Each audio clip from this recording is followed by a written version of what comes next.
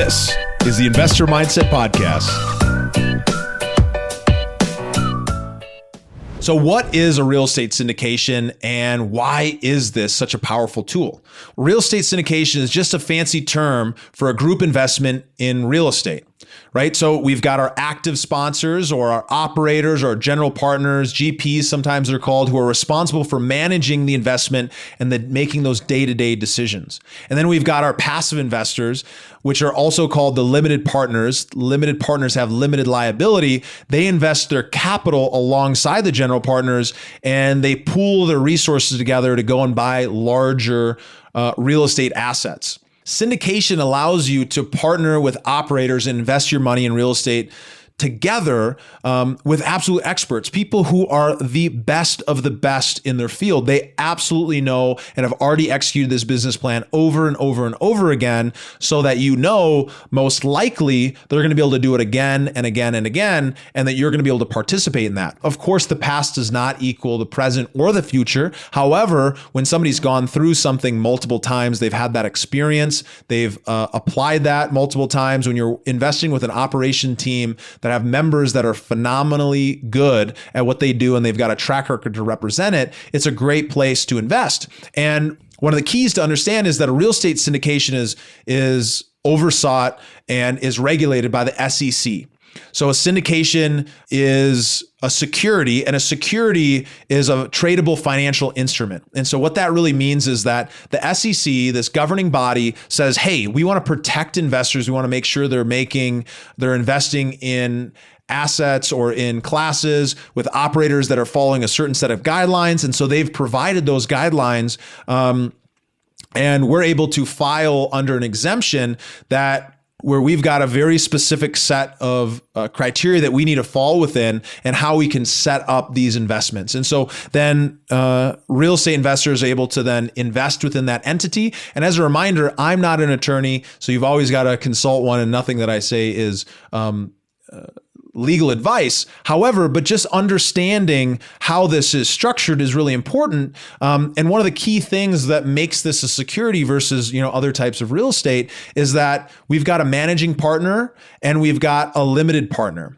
And that managing partner is going to make all the day-to-day decisions, and the limiting partner is going to invest their capital. And what makes it a security is that the limiting partner doesn't have any control or say. They don't operate the day-to-day, make those decisions. And as a result, they have limited liability, meaning they're not liable for the decisions that are made in that property. So it's a nice setup for folks, and it's important to understand, why would I want to invest in a property where I have limited decision-making power? And the reason is because you're trusting that operator. You're trusting their expertise and their experience to invest alongside them and have an opportunity to receive some of that benefit. And you wouldn't want some other passive investor in the deal making decisions who maybe isn't that expert, deciding or pushing the operator into making the wrong call. We want to really rely on the person who's in that operator seat to make that decision. So that's the reason why operators set it up in a way that creates it as a security. That's the reason why passive investors or limited partners are happy to invest alongside. So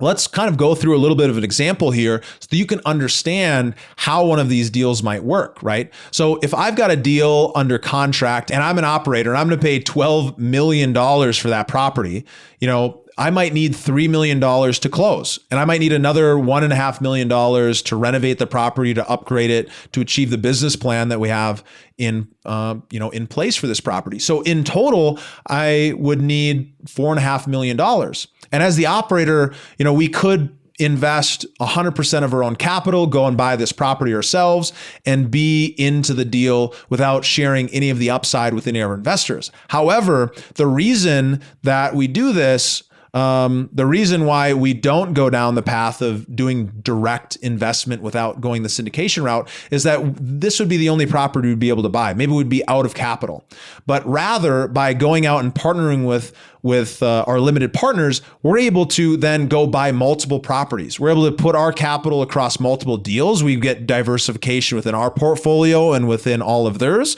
They're able to experience that upside, and we're also able to all benefit from the economies of scale by buying more than one property and really being able to manage that effectively. So This leads to diversification, which is really, really important. It's something that is often overlooked when people are new to real estate investing, right? So if I can have investors invest $150,000, $200,000 each in this deal, and they can do it again in this deal, and this deal, and this deal, and this deal, and this deal, then over time, they're going to have a much better blended return because let's say, for example, something doesn't go quite as planned. The return's a little bit lower here, but it's higher over here. You're able to spread out that risk in a much, much smarter way by going and diversifying.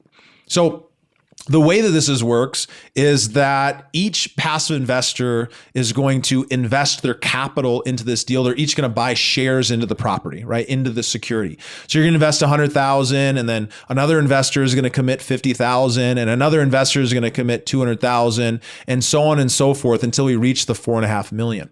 And so it happens pretty quickly because these seats, the available shares end up filling up because people see the value and the benefit of investing in these assets. So the group would then engage, or the operator would engage with the syndication attorney, and they'd put together a private placement memorandum. So this is a document that essentially says, here's all the risk, here's how we're going to operate this business, the operating agreement as well, and here's how we're going to operate it, and this is how things are going to get paid out. And it's got all of the rules and all the decision-making power and how everything is going to work. It's all built into that PPM and what the expectations are, and most importantly, what are the risks in the deal.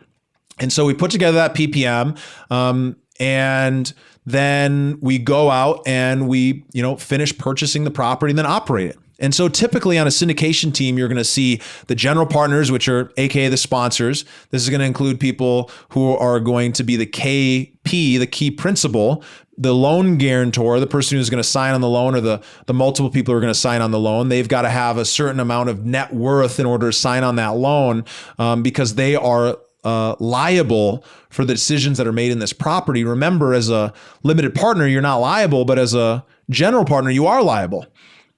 It's going to include the asset manager. It's going to include investor relations and maybe, acquisitions. And maybe these are all played by the same person or people. Maybe they're played by different roles on the team. Along with those general partners or sponsors, you're also going to see property managers. You're going to see, mortgage broker. You're going to see real estate attorneys. You're going to see syndication attorneys. You're going to see consultants, tax consultants. All these different team members are going to bring their expertise together in order to execute and make sure that this is a great deal. And then, of course, we've got the limited partners that are going to bring the capital and then benefit from the rewards that come from it. And so the sponsor team then goes out and purchases the asset. They execute the business plan. They handle all the active day-to-day management. At the end of the investing timeline, then the sponsorship team sells the asset and the initial investment is returned to investors with a share of the return, right? And so in some deals, people are going to be receiving cash flow. In some deals, if you're just focused on appreciation, then that's where that's going to be. But one of the reasons why syndication is such a powerful tool is because investors are able to invest right alongside experts. So if the expert operators decided, hey, we just want to do everything ourselves, we want to do less, but we want to put all of our own capital in, then they wouldn't get that benefit. And the operator instead, like I said, is really looking to how can they have economies of scale? How can they acquire more deals? How can they diversify their own portfolio? And then how can they provide a phenomenal return for investors? And in reality, ends up flipping on its head because we know that we've got to provide a phenomenal return for investors in order to do all of those pieces along the way.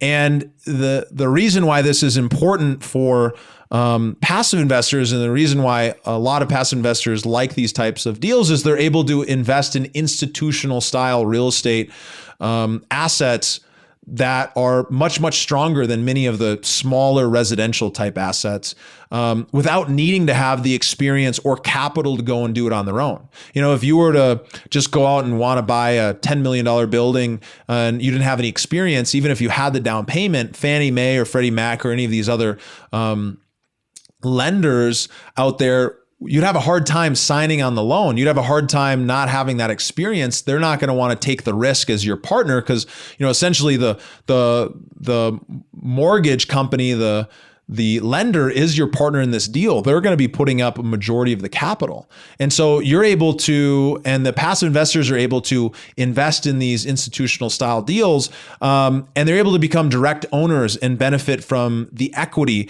And typically, if you look at historical numbers, these private syndications perform better than public real estate offerings for private investors. And one of the big reasons is there's lower fees and there's less overhead, and you're more directly connected to the operator that's making those decisions every single day. And so when I began my real estate investing journey, like I said before, I started out, being a direct manager. I was managing Airbnbs, and I put a manager in place and totally failed on that. Then I started flipping houses. There's some great lessons in there. But when I decided that cash flow and spreading out my return was really, really important to make sure that I could have consistent income from my assets, I started buying single family homes. And what really, really blew my mind was it wasn't until I was into multiple properties that I realized there was a huge incentive alignment. It quickly made me want to change directions. And this incentive alignment with single family homes is huge for property managers. If you look at this example, $100,000 property which is maybe charging $1,000 per month, that's a pretty good return. The property manager is typically only making 6% management fee for that deal, right? And so they're only earning $60 a month to oversee my $100,000 property. And to me, the $100,000 that I've got, this is big, right? Even if I've got 100 or 10 of them. Each of those $100,000 properties is really important to me. However, the incentive isn't in alignment for them to work as hard as I would want them to work for that $60 a month. And of course, you can find great property managers, you can find great things, but there's a disincentive alignment for them to focus as much energy and effort into saving expenses, into finding the right tenants, making sure that every dollar is saved and accounted for to really operate that property at peak performance. So I'm curious, if somebody is only getting paid $60 a month to manage a $100,000 property, are you seeing a little bit of a incentive disalignment here? But on the other hand, an operator in a syndication, they are typically financially invested in the deal. And furthermore, they have signed on the loan. So they're taking on a huge liability there because they're financially liable, they're legally liable, and there's nothing that I think is more motivating than the fear of losing money, right? So people will work way harder to stop from losing money than they'll work to make money, right? And we're real estate investors, so we want to work to make money. But the operator in this case, they are financially aligned because they make money only based on the results of the deal. Typically, maybe a little bit of fees here and there, but the incentive alignment is so much stronger from a syndication standpoint than with just a property manager for them to make sure that this deal is really, really operating the way that you want it to. And if you've invested in single family homes, you know that no matter if you put a property manager in place or not, you're gonna have to manage them, and that it's actually a lot more time, effort, and energy than you really would ever expect that it would be. So these are some key reasons why syndication makes a lot of sense to me and makes a lot of sense to a lot of other folks. It's the reason why so many people are invested in syndications.